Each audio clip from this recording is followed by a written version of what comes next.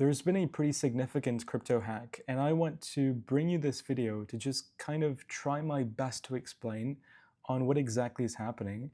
I'm not a programmer, I'm not a coder, so the technical jargon and exactly the programming involved and the details of how this hack originated, I'm going to be completely transparent with you. I don't understand.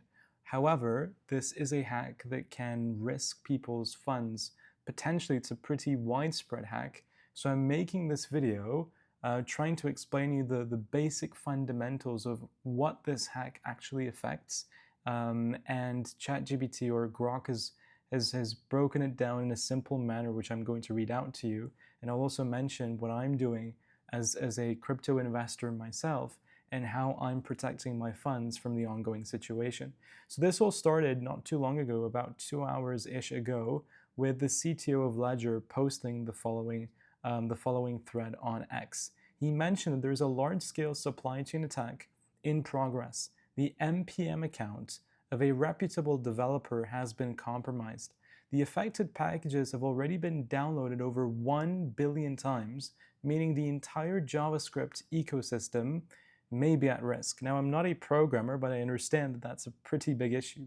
The malicious payload works by silently swapping crypto addresses on the fly to steal funds. So what that means is, what I've understood from the research I've conducted over these past few minutes trying to bring this to you as quickly as possible, is essentially there's a bunch of crypto-enabled applications, websites that have downloaded these packages, and we're not quite sure which have and which haven't so far. There are some projects tweeting, and it's all a bit of a pandemonium sort of situation. But what happens is, when you are sending crypto to, let's say, a recipient of your choice, you copy their wallet address. When it goes to your clipboard, there is some sort of malicious code, to my understanding, that is able to swap that code swap the wallet address that you've copied in your clipboard to the hacker's wallet address.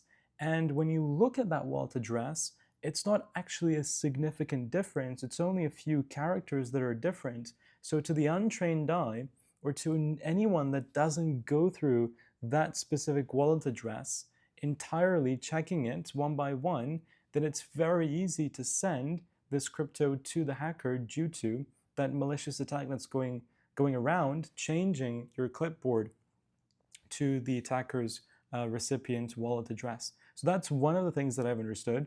And Charles says that if you use a hardware wallet, pay attention to every transaction before signing and you'll be safe. So with the hardware wallets, I've also understood about that specific topic. Basically, before you send a transaction, you get a pop-up in some hardware wallets that say that, okay, I'm going to sign this transaction, and it gives you that transaction detail offline on that device itself. So if you check the recipient wallet address thoroughly, then according to Charles, you are safe. But if you don't use a hardware wallet, refrain from making any on-chain transactions for now. It's still unclear whether the attacker is also stealing seeds from software wallets directly at this stage. So it's just a mind-bogglingly terrible situation. And what I'm doing is, I'm just completely not doing any transactions at all whatsoever. No transactions, even if it's my hardware wallet, or if it's my exchange account, or if it's a decentralized exchange that I will potentially use. I'm doing no crypto transactions at all until I see a green light that everything is fixed. I'm not doing any crypto transactions. I'm not even staking my crypto on exchanges. Maybe I'm going a bit too far, but obviously we're all in, right? Or I'm personally all in. So I'm being a little bit fragile about this topic. I'm just keeping what I have in my hardware wallets, leaving that there. Whatever I have on exchanges, I'm leaving that there. Personally, this is me. Please, please, please, because I'm doing something, do not replicate it, right? I'm just telling you what I'm doing. Please go do your own research on this topic. It's I'm not an expert in understanding most of this. I've got the basic picture, and from what I've learned, I'm just not going to do any interactions with any blockchains, because all blockchains could be potentially compromised.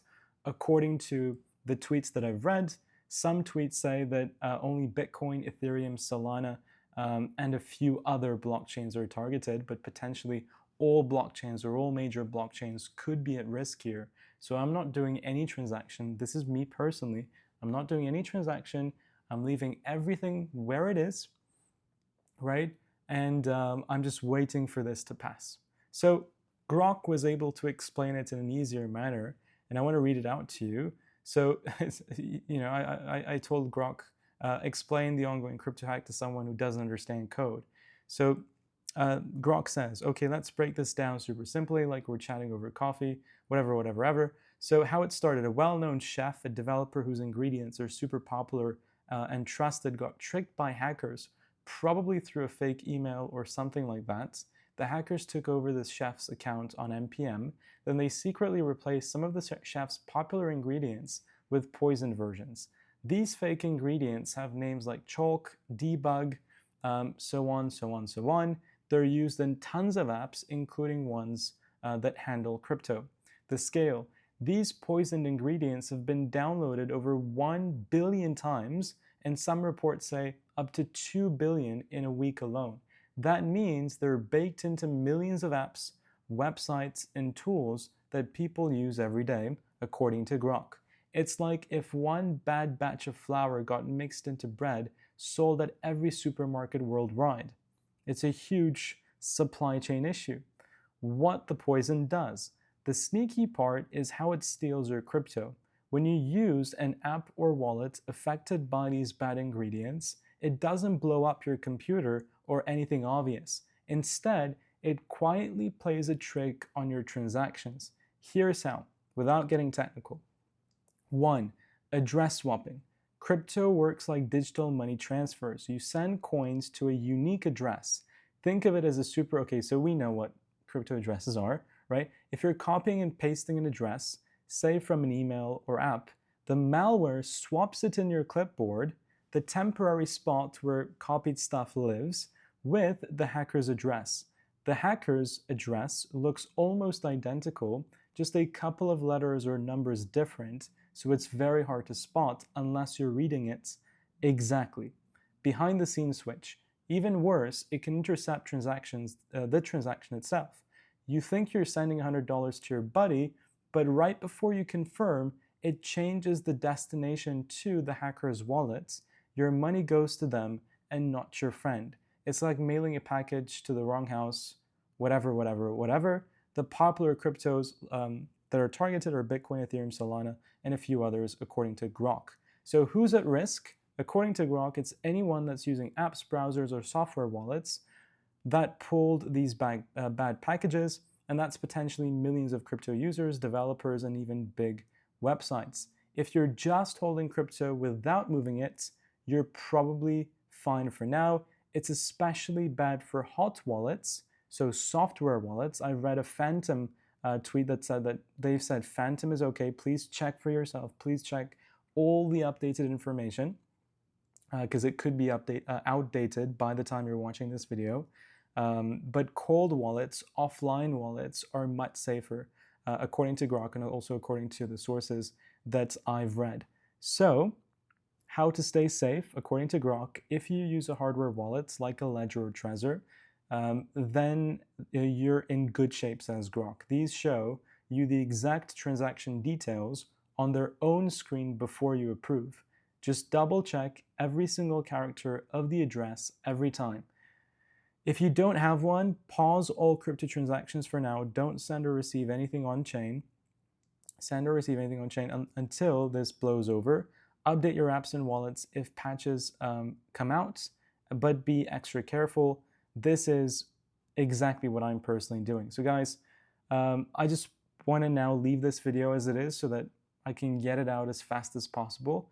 But if there are any other updates, I already alerted the Crypto Kids on the Telegram community.